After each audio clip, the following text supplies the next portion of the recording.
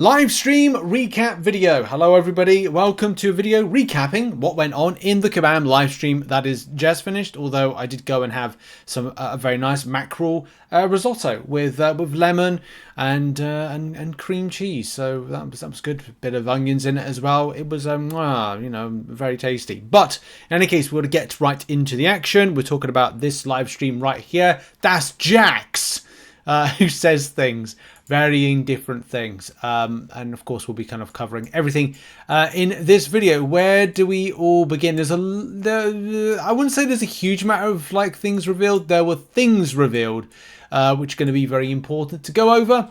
So let's begin with the following, and that is new champions in action. So those particular champions in action were, if I can get it on screen, Prowler, which you can see right there, and also Spiderpunk. But you can see on screen right now, this is the Prowler-based ability, not abilities, but champion in action. This one was very complex. I put in the description information that was, if you don't want to listen and don't want to watch, go and check out the notes that are in the description down below. But this champion is baiting specials, build power creep, charges, do medium combo ending. You get falter, you can pause the falter, do an SP1 to taunt, 1.5 bars power, bait special attack. While special locked, which you do on the enemy, you do medium, heavy 3 falter, and intercepts. Incinerates to build furies. Furies passive. Fury passive is going to see you like do a ton of damage. Mediums can't be evaded, so he's got that kind of mechanic within him.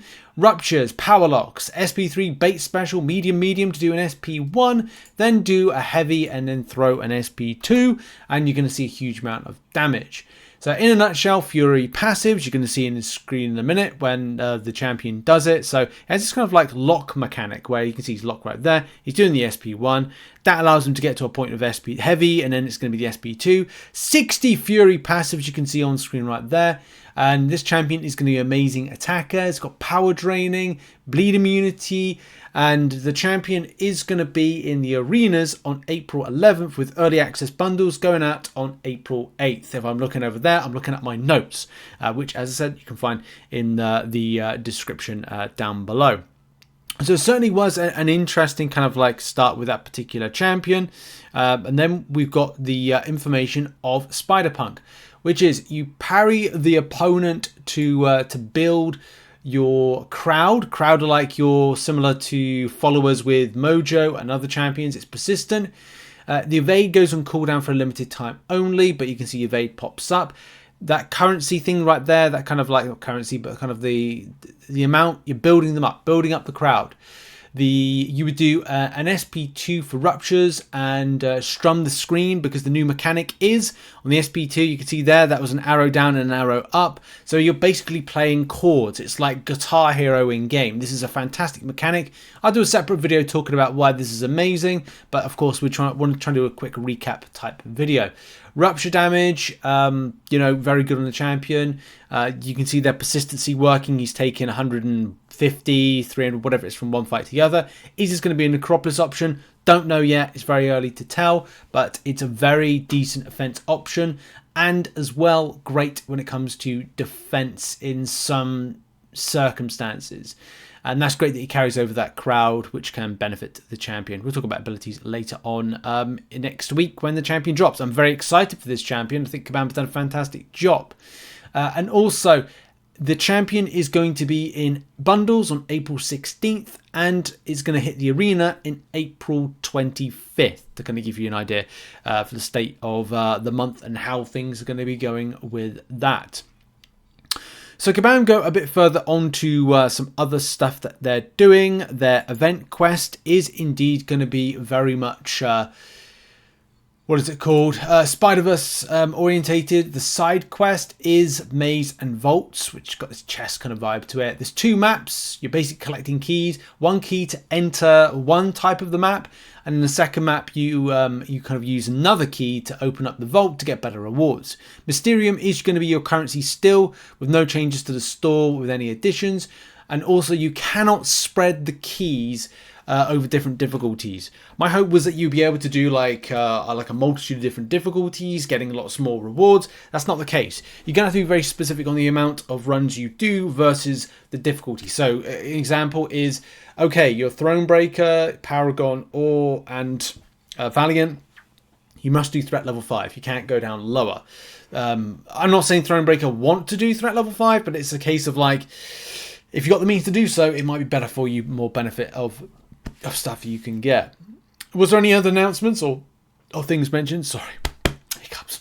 Titan pool rotation is going to be changed this month, and also Winter of Woe is going to be dropping of the Gauntlet next week. As I said, I did a video about that. We did a video to kind of prep you on that, and of course I'll be doing guides and information and things that are going to be very important. Ow, I hit my knuckles. And one other interesting thing that Kabam Jax did say is that one person from the previous giveaway, Serpent giveaway, I think got like a 6-star or 7-star, which was really, really cool. That was pretty amazing. Look, enter those giveaways. You never know what can happen. There's one final thing. Jax did tease. He said April Fool's Quest. So it looks like we are getting an April Fool's type quest. Now, will I get my beloved big head mode come back? Which is just, the champion's got big heads. And it's just funny. I like sometimes, as much as this game is super serious, and sometimes, well, most of the time takes away the fun side of things, you get a little bit of fun now and again. And I think with those quests, you got something nice back from it. If I remember lastly, I think it was like revives or something. But yeah, that was that. The other thing that was kind of like a big aspect to this particular show was the reveal for Riri of the art team. This was really exciting. I don't know if Riri's British. She sounds British, but I don't want to make that assumption. It's nice to see that there's people that could be British working for Kabam. But look, what revelation this was. This was incredibly interesting. I had a great time listening and also seeing the PowerPoint that was brought for this and go into great detail. So I learned that there was 3 art teams. There's a champion team, there's an illustration team, and there's another team that do a lot of kind of the loading based stuff in game and kind of like little kind of bits of artwork here and there. A collection of artists that do various things. So that was cool to know. They also mentioned the way that they are given champions to create. So apparently there's a process to it where they will be given a kind of name and then they have to make it, brainstorm it, and find reference. When they're talking about finding reference to things, a lot of the time they are kind of referring to, comic books.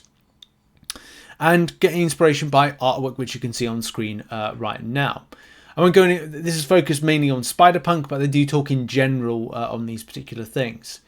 I do get the sense from it, and look, they do have to work with Marvel, so Marvel have to have their final say on whether or not it works from a visual standpoint or what kind of story they're looking to present, blah, blah, blah, blah.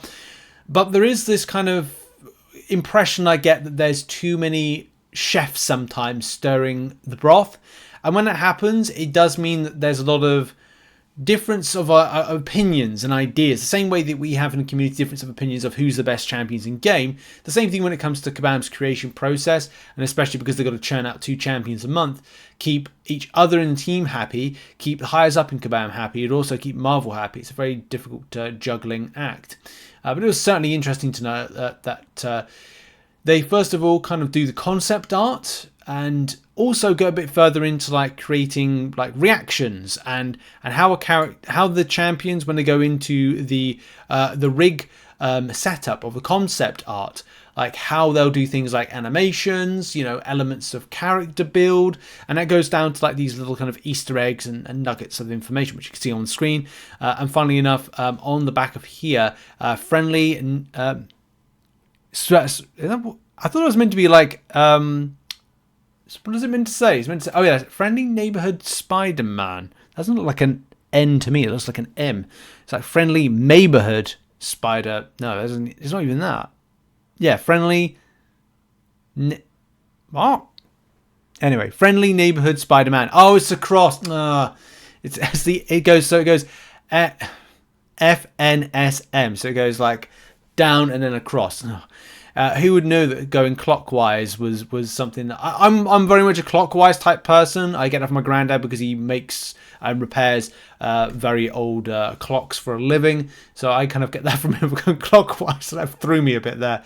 Anyway, sorry. The tech side of things. So Kabam, when they go to rig the champion and kind of create it, it's still an interesting process of design, and also they add in little extras. Those little extras can be VFX things, but also like artwork of how the kind of character is going to go, especially when it comes to Spider-Man, Spiderpunk, and the flow of that. From the rig side of things, it's all about creating like the interesting tech, and there's also an Easter egg where Gwen Stacy is in one of the patches, which is I think on the Converses for the champion. The rig, again, another huge important star when it comes to the creation, and just looks very good. So the whole process was very, very interesting. Riri said that it's sometimes more difficult to create the Marvel originals or the Kabam original champions that they create. I thought that was kind of like interesting to note as well. Rendering engineers apparently found a way to make some new tech, which is a lot of the new stuff that you're seeing for Spiderpunk. Where he's doing the VFX stuff and kind of like how the game and other things like that. There's a lot of kind of moving pieces with this. There's also this big reveal, not reveal, but kind of like tease from Riri, who says that there's a champion coming where there has been some new tech. What that could be, we just don't know, but I thought it was quite exciting to kind of get that. And also Riri said that, and I completely forgot this, there's 265 champions now in game. I don't know if that's 267, including the 2 new champions for April, but it was certainly interesting to learn that as well. There's also been some funny bugs over the time of MCOC where champions have fallen through the floor. Also, the fact that I think Spot was new tech that was used, that was interesting. And I think that's really it. Also, Spiderpunk does have some unique sounds associated with just his general kind of like playing around. So do make sure to kind of give your device that kind of sound on type motion, just so you can hear some of the sounds that are going to be coming with this champion. But yeah, this was amazing. Thanks very much to Riri for kind of taking the time to, and I hope to see more of this, because it was just really interesting from an art perspective to get that different perspective that I didn't have in the past for Spiderpunk.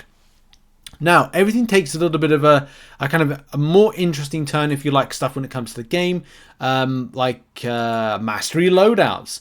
So one thing that we did get a bit of we got to see was hands-on with mastery loadouts. You can see it's just here right now with kind of like Jax there notifying us, and you can see I'll pause it on screen where you can see it right now. We'll even bring in a red arrow so you can see right here. So you can see right there, Alliance Wars defense default. This will be say number 2 or number 3. It could be like, okay, when do we get to use this? So the mastery defaults for Alliance Wars do not come into effect until April 10th after Alliance Wars, because here's the thing, things could mess up and Kabam have got to obviously put it right. So the other thing is that this goes live on April 1st, and between April 1st and April 8th, it's free to respec for the week, which is fantastic because you can really kind of get yourself solid on what kind of masteries you want.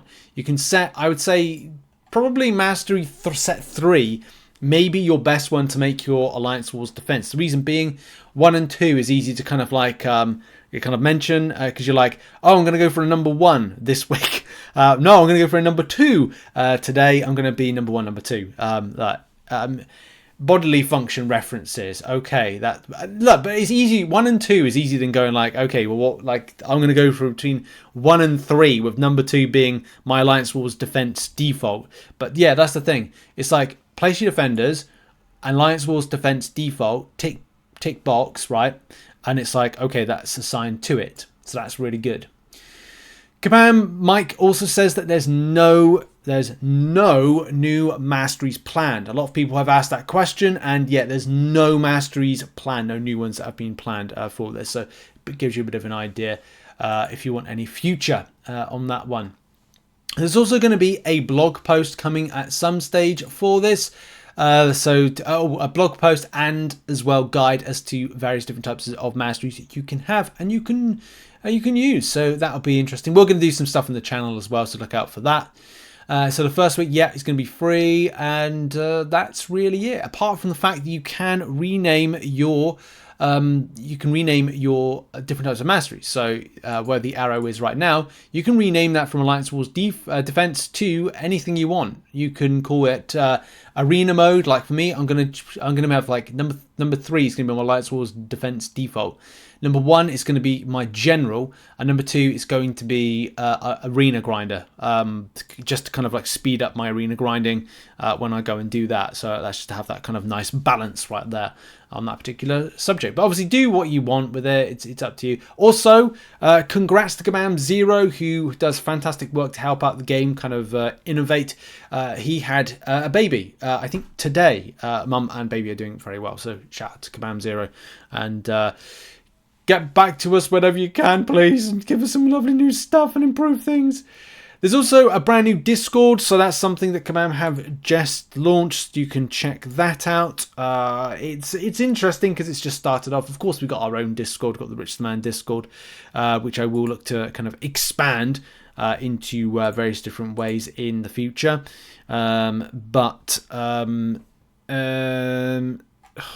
Where is it? This is it. What it looks like right here. There we go. That's it. That's the Discord. Various different rooms, off topic, bug reports. This is going to be interesting how much the communications go, because I want to see